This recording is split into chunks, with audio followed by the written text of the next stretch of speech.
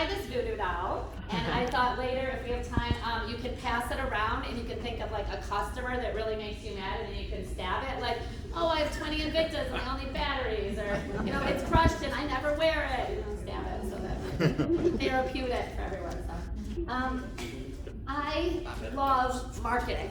I think it's magical, so I'm gonna tell you about magic words you can use in your marketing. You know, if, there was a doctor, and he would tell people, you know, if you have this surgery, there's a 90% chance it's gonna go well. And a lot of people did the surgery. Well, he would tell another group of people, well, there's 10% chance if you do this surgery, it's not gonna go well. Well, a lot less people did the surgery. It's the same thing, but it's all how you phrase it. And this is exactly when you're selling as well. Sorry, all the people staring at my back. I will probably move over here. Okay. Like there was a roofing company, and they sent out an ad that said we fix roofs, and it did okay. And then they sent out another ad that said we repair roofs, and sales went up 20%. And you're thinking fix and repair, it's the same thing, but it's not, because fix sounds like a big problem, and repair sounds like a small problem.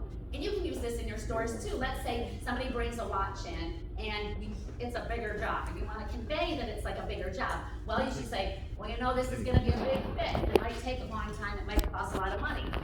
Or let's say you want to convey that it's going to be put in a cup. You're recording, which is so nice, but you shouldn't have to hold it the whole time. Just, Oh, no, we you got it. sure? Yeah, Your finger's going to get tired or something. We got it. Or just put it down. Okay, fine.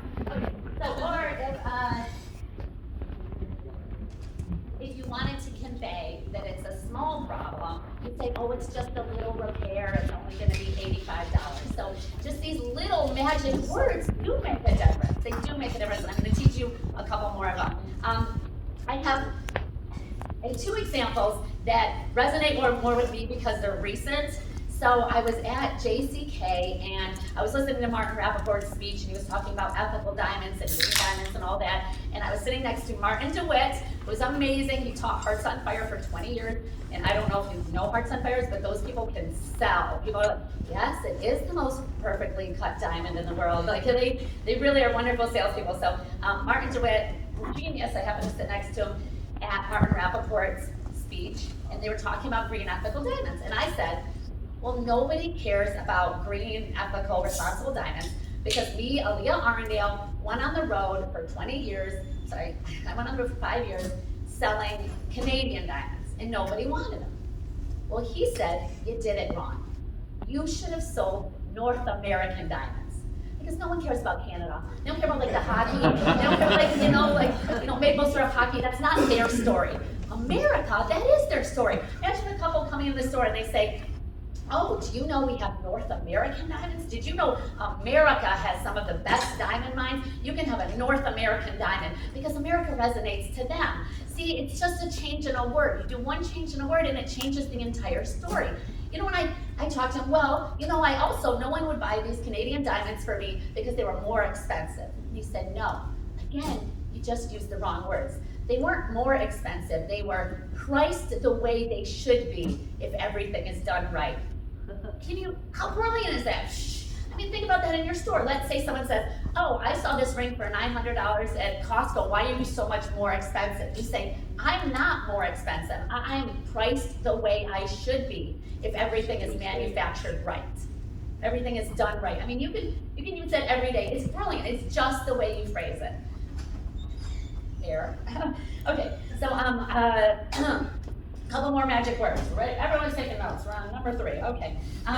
Cost. And never say the word cost. You know, if someone says this ring costs $3,000. No, cost sounds like pain. It sounds like taking away. You can acquire this ring for $3,000, or the value of this ring is $3,000. Basically, your job and your job and your job, any job of any company is to provide value. So you always have to use the word value as much as you can. So never say this, you can buy this diamond for $3,000 it's cost. The value of this diamond is $3,000. Now another one I've been using that I really love is a price range. I think this is great and nobody does this, okay? So how much is this ring? This ring, you can acquire this ring from $2,000 to $4,000. What? What do you you mean I can purchase this ring for $2,000 to $4,000? If you give people a range, it does 4 things. Number 1, they can't be shocked. They can't say, oh, I saw it cheaper over here, because you gave them a range. Number 2, it shows that it can be personalized. They'll say, what do you, a guy buying an engagement, what do you mean this ring is $2,000 to $4,000? Of course not, it's gotta be one price. No, we can make it with smaller diamonds, we can make it with lighter diamonds, we can make it platinum, we can make it white gold. So it makes more personal to them. They already feel more special, and it shows also, number 3, you can upsell. What if the guy has a $4,000 budget and you just told him this ring's $2,000? You're leaving $2,000 on the table. But if you quote a range, you can upsell, so you can make more money. It makes it personalized. You can even do it in your case. I'm a big proponent of pricing things in your case. I've written a lot of articles on this. Anyway, but even let's say you don't want to price your case, you can still put something in your case that says from $2,000 to $4,000, because it gives you options and all the other good reasons why I told you. It's really great. So no one does this, but I think you should try quoting a price range and see what happens. It's a good magic trick. Good magic trick to try. I think I'm supposed to slow down, but we'll see if that happens. Okay. This one is called the yes but. Okay.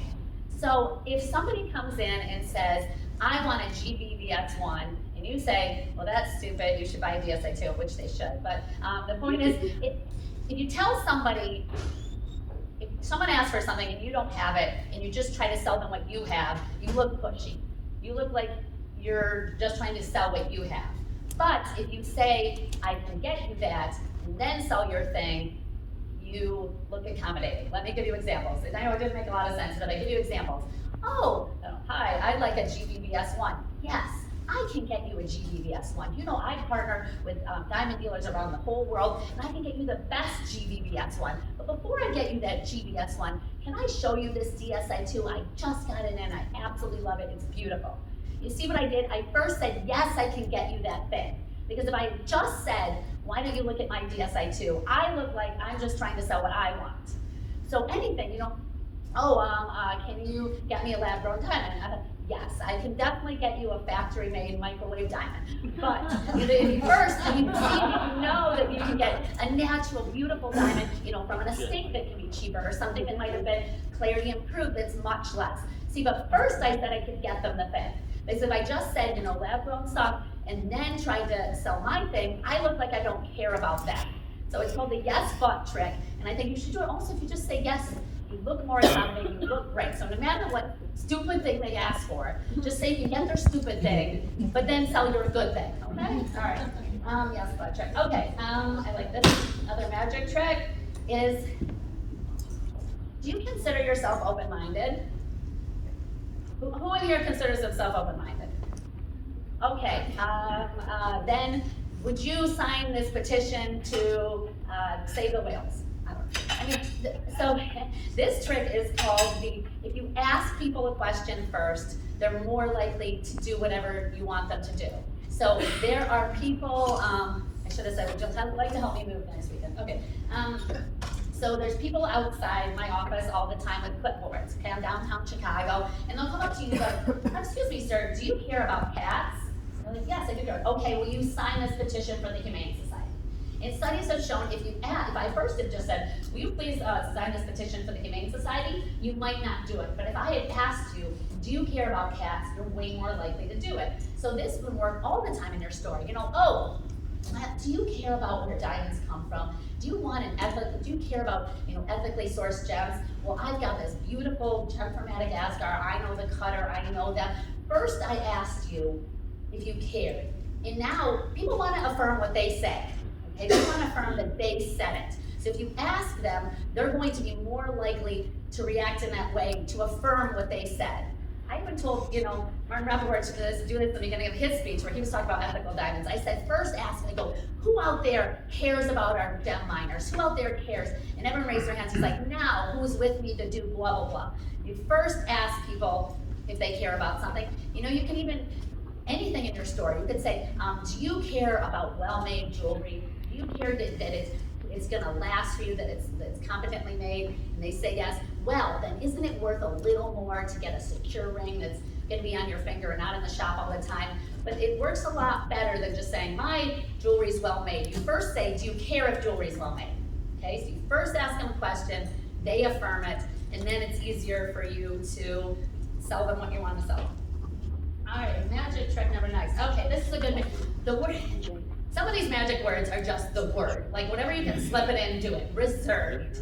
That's one of those just fancy words that sounds great. You know, like, oh, I'm going to the world's largest jewelry show in Las Vegas. Would you like me to reserve a time to shop for you? Or I just got back from Vegas and I have these beautiful pieces. Can I reserve a time for you to come in? I mean, doesn't that sound better than like, come on in, I just got some jewelry in Vegas, I reserved. You know, they, I actually picked up this word from, I don't know whether, you know, I know talking about like vaccines and stuff is a little controversial, but they wanted to get more people vaccinated. So what they did is they sent out a text that said, we reserved a time on Wednesday for you to get your vaccine.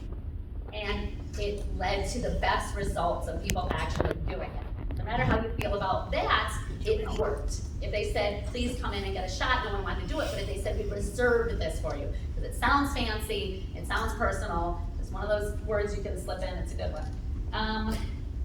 Okay, the only. The next word, just write the word only, okay? So I stole this one from a financial advisor, okay? So in her subject line, she would say, I would love to do business with you. I only deal with couples looking to make substantial wealth in the next 5 years.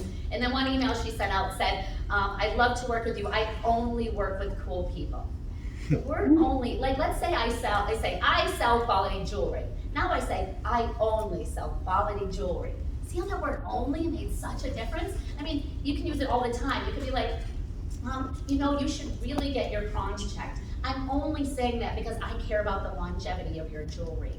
Or, you know, I only tell my best customers this, but did you know an SI2 is a great way to save money? You know, I actually like it because I can't stand like tire kickers. Like if someone makes an appointment and you show them all this stuff, and then they say, oh, well, I'm gonna buy next summer. And I'm like, anyway, okay, so I think if you use the word only, it really can help with that. So if you say, oh, I'd love to meet and show you engagement rings. You know, I only deal with people looking to buy engagement rings in the next 2 months. Are you a serious buyer? I think that's an important one you can use to save you a ton of time. I only work with people looking to buy in the next month. Are you a buyer? So word only, real good, try to use it. Okay. So magic words when people come into your store. So we all know not to say, can I help you, right? Like, so what should you say instead? One is, welcome to Johnson Jewelers. Let's play jewelry. Now women love playing, or welcome to Johnson Jewelers. Let's go shopping. So the word shopping and the word play. You should add those to your magic word list because people love them. I mean, there's studies showing more and more that like jewelers that just have fun with you sell way more. People just want to have fun. More women are self-purchasing. They want to have a good time. Welcome to Johnson Jewelers. Thank you for choosing us as your jeweler. Or welcome, thank you for choosing us. Choosing is an amazing word because people, again, you're saying that they decided you're their jeweler. By saying you chose us, and then they're more likely to buy from you because you're affirming that they said, yes, I chose you as the place to buy a ring.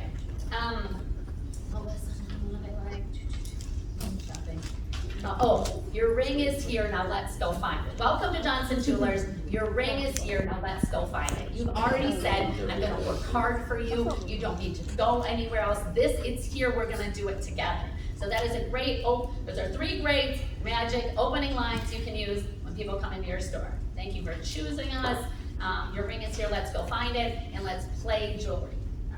Magical, yay. I wish I could have appeared in a puff of smoke. I would have. It's very hard. I tried to do it at my wedding. I talked to like the fire department. It seems that like it takes a lot of oxygen out of the air.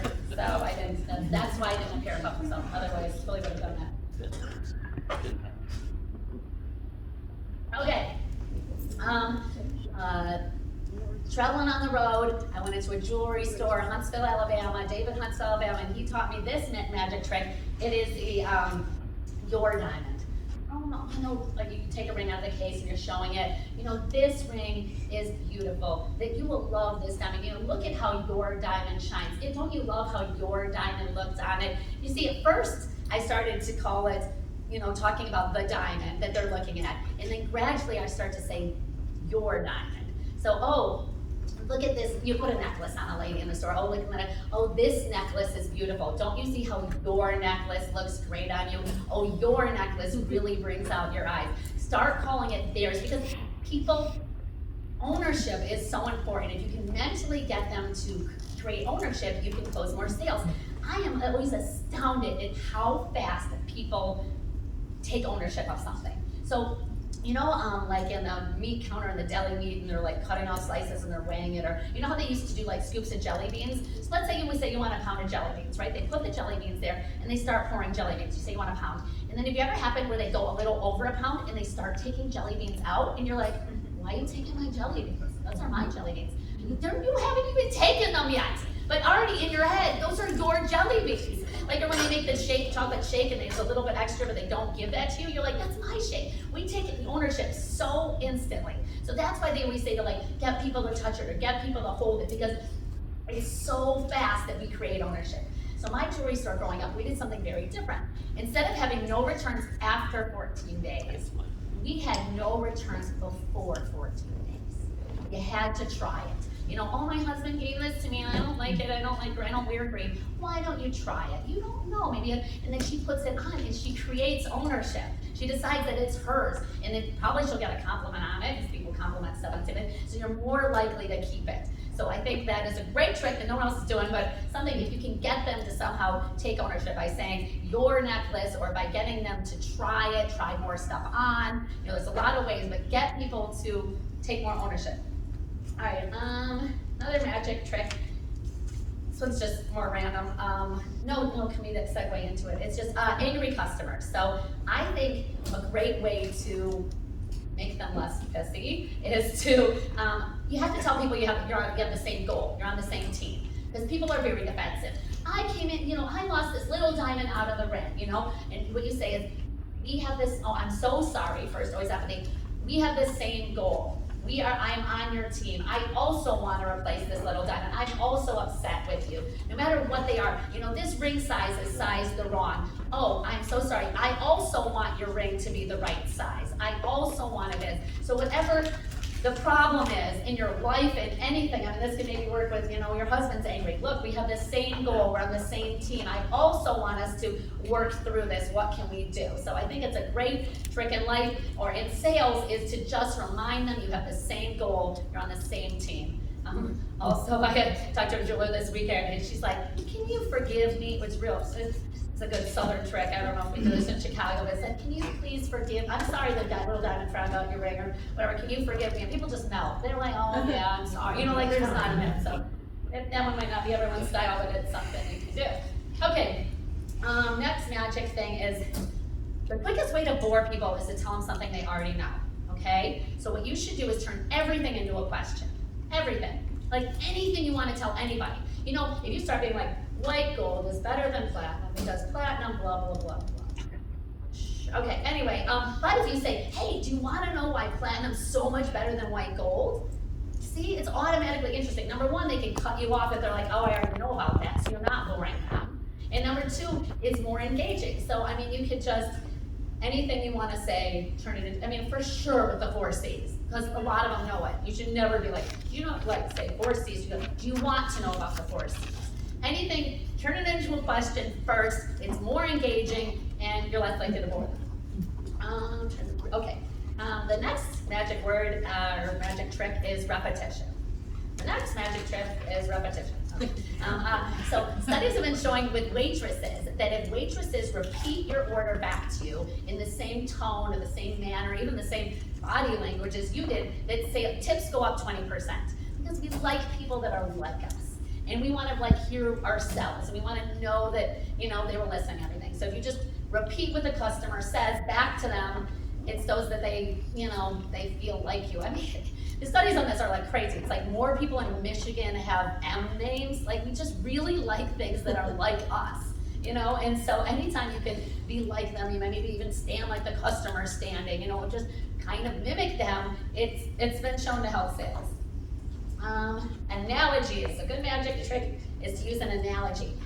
Food and booze. If you can do it, compare everything to food and booze. People love food and booze. You know, martini settings, champagne diamonds, chocolate diamonds, you know. Anytime you can compare it to a food or booze, people love it. But, you know, other analogies. I like this one, you know, when people are like, I need a GA certified diamond. I'm like, do you have a dog? You know how they have like dogs that have like pedigree papers? I'm like, do you think that paper that goes with that dog like makes its bark different? Do you think it makes its fur softer? Do you love that dog more because it's got a stupid piece of paper? The same as with a diamond. It's not gonna sparkle more because it's got this, you know, printout. Like, screw that. So I think if you just say they don't need the piece of paper, it's one thing, but if you compare it to a dog, well, yeah, that's right, I don't need to use paper for my dog. You know, anytime you can compare it to something they know, it's a lot easier for them. I like this one with a VS. I use this all the day. You know, I want a VS diamond. I'm like, I can get you that. Do you know what that buying a VS diamond is like? It's like paying a lot of money for a beautiful inside of a shirt. You don't see it. They don't see it. No, when you're wearing it, nobody sees it. Like, you don't, even at home when you're staring at it, you don't see it. Nobody sees the inside of a shirt. Nobody's seeing the inside of a diamond. So analogies are awesome. Often I tell people to ask the customer what they do and then just try to really make it personal and compare it to whatever they do. Analogies, good news. Okay, magic trick, 13. It's 13 on my list. So, cost per wear. So, you know, car companies have been doing this forever. It's like, yes, $4,000 is a little, you know, is a lot for a ring, Miss Johnson. But what is $100 for the next 20 years, you know, for the ring of your dreams? You know, if you break it down, I was even on like Shein the other day, and I was buying like $50 shoes, and they're like, would you like to buy the $6 shoes, or would you like to pay, you know, 4 payments of $14 or something? I mean, they're even doing it.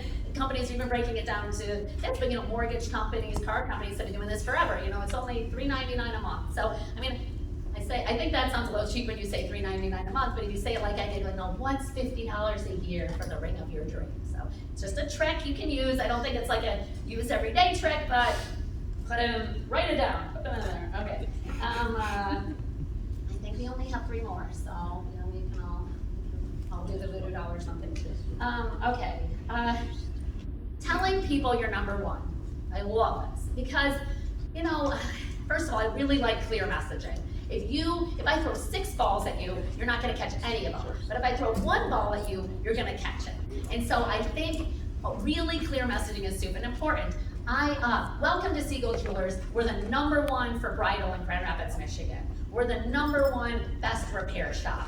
I mean, that's so smart. First of all, anyone can do it. We all know for like the movie Elf, it's like world's best cup of coffee. Oh my gosh, you know, and you can say that too. You can be like, we are the world's best repair company. Like, who's gonna say you're not? Like, you can't, you know? And so I think it's so smart. There's a couple reasons why it's smart. #1, it's clear marketing. If you say we're the best for bridal in West Michigan, it's very clear. People get it. But what happens is you start to believe it too. You say we're the #1 for bridal, you start stocking more bridal, you start putting more bridal in the front, you start putting more bridal in the ad. So it's a self-professing prophecy, you know? So the more you say you're #1, you actually become #1. I mean, Arnold Schwarzenegger, supposedly, he just kept saying, like, I will be governor of California, like in his head, and it happened, you know? It's like one of those things where it just happened. So claim to be #1, and eventually you will be. Another little magic trick is have somebody else at your store tell you how awesome you are. Oh, hey, is Jim there? I'd like to speak to Jim. Oh, yes. Jim is amazing. You know, he has 30 years of diamond buying experience. He's a 2nd-generation jeweler. You will love Jim. He just loves jewelry. Let me put him on the phone for you. Oh, you want to speak to Beth? Beth is a pearl fanatic. She is so crazy about pearls right now. I hope you're looking for a pearl because Beth will want to talk to you about it. Here's Beth. You know, because people believe when other people say stuff. I mean, that's reviews, and supposedly like 97% of people believe like every review and all that. But if you have someone else tell how great you are, it carries more, and it's super easy. It can just be like, you know, even if you're saying, oh, in an email, like, oh, I'll forward this to John for you. He loves to work with customers. He's the greatest guy, and you know, he's the best diamond setter in the Midwest, something like that. Have someone else say how great you are. And this is, all right. There's one other trick, I don't know, I'm just throwing this in there because I think it's cool and it's not really a magic word, but you're gonna listen to it anyway. So what it is, because it's helpful. my family jewelry store in Michigan. So I grew up 5th generation jeweler. My father was a jeweler, his father, and I was born and they said it's a jeweler. So anyway, I grew up in retail and then I became later into diamond wholesale. Actually, I just was in retail and I was a little too spazzy and they're like, maybe try wholesale for a little bit. Actually, what happened was I went to GIA and I came back and I was too technical. That's what it was. I was telling people like how much beryllium was in an emerald or something and they're like, no. Like, because G's really good at teaching the technical stuff. And I think now they do more like sales training things, but at the time, like, you come out as a general buy and you can't sell anything. So I went into wholesale, but one thing my family store still does and has been doing for 50 years is an estate jewelry sale. Okay, it's one of our biggest events, the year estate jewelry. And what they did differently this year is they only mailed the invitations to women. So what happens is if there's a couple, it used to be, addressed, here's the postcard and it says to Mr. and Mrs. Smith. Well, Mr. Smith usually gets the mail. I don't want this, he throws it away, okay? What happens is if it's only addressed to Mrs. Smith, Mr. Smith hands it to Mrs. Smith. Now, do you know how powerful that is? He gave it to her. So he says, he's saying, I realize you like jewelry, or here, you should go to this, or he understands the act of giving jewelry. Like it becomes that the man is giving her the invitation. She's more likely to go now because he told her to go. There's more and more women self-purchasing, so that was better anyway. Much better. If you're doing an invitation, just always send it out, even if there's a couple. Only address it to the woman. It was just a cool trick. It's magical. All right. If you have any questions, even about like JHJ stuff or something else, or if I have other stuff I could talk about, but I think those were my favorites, and hopefully, I liked what Eric said, and even if you get one good idea out of this, it's worth it, and that's really true about all conferences. And so if you just use the word only sometimes, or you stop saying the word cost, you think it's just a little thing, right? You're like, who cares? I said purchase versus cost, but like I said, in the roofing example, they used the word repair versus fixed, and it was a 20% difference in their sales. And these little things do make a big difference.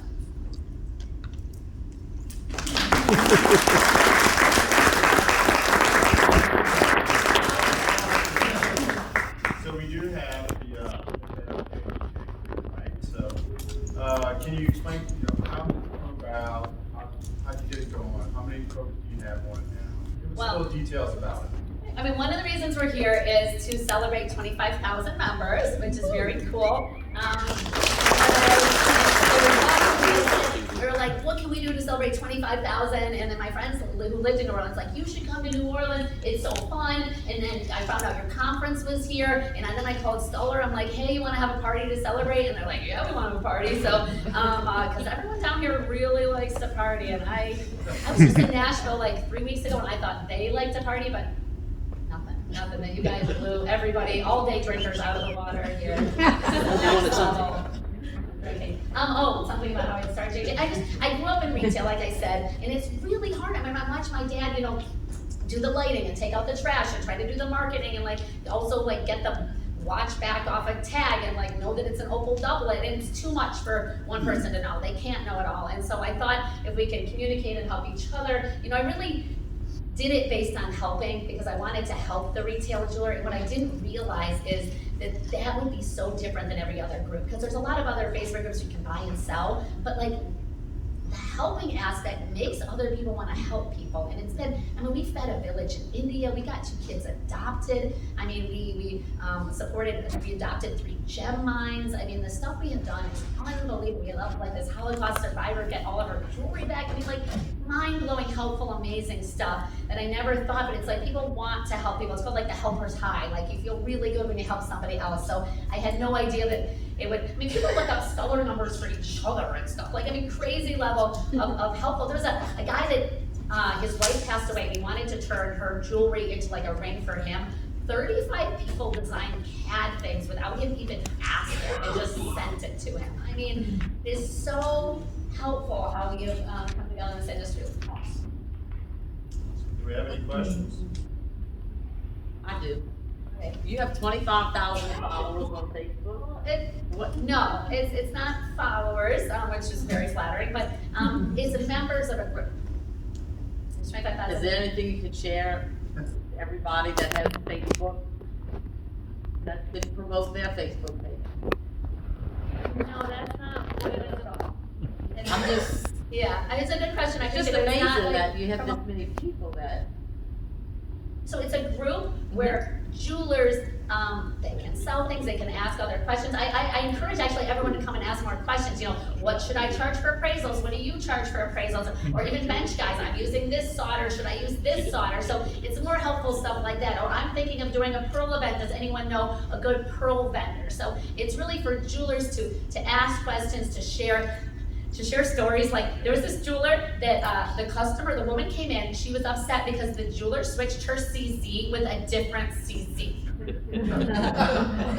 Like, just let that sink in. So it's a place to like vent about, like, pissy customers, like, you can bitch about anything you want. I don't like rules. And everyone told me, like, when I started this 6 years ago, they're like, you're gonna need rules and people are gonna be terrible, and I go, don't. Like, you don't need rules. If you just trust people, so it's the most free speech place on the internet. Every other jewelry group I know, they edit what people say or they take down posts or something like this. It is total just free speech. Jewelers bitch about customers, saying anything they want, posting real nasty pictures of rings, you know, gross, all kinds of, you know, your grossest ring picture if you want it. I'm sure you're gonna share your experiences at our convention on the website, right? Yeah. Good. Good deal.